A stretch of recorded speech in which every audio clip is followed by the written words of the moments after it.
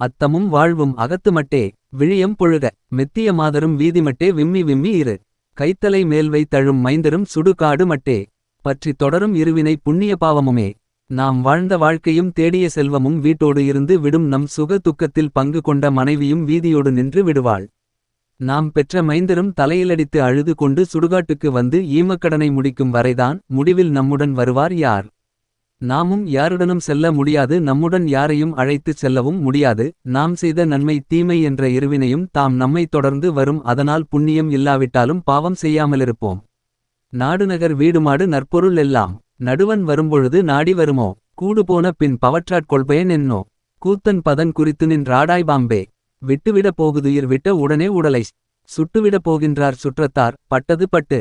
எந்நேரமும் சிவனை ஏத்துங்கள் போற்றுங்கள். சொன்னேன் அதுவே சுகம். உயிர் எப்போது வேண்டுமானாலும் பிரியலாம். உயிர் பிரிந்த உடனே நம் உடலை சுட்டுவிடப் போகின்றனர் நமது உறவினர்கள். பட்டதெல்லாம் போதும் எந்நேரமும் சிவசிந்தனையிலே இருங்கள். சிவத்தைப் போற்றுங்கள் அதுதான் சுகம். நிலையானது நம்மை வழி நடத்தி செல்லக் கூடியது என்று கூறுகிறார் பட்டினத்தார்.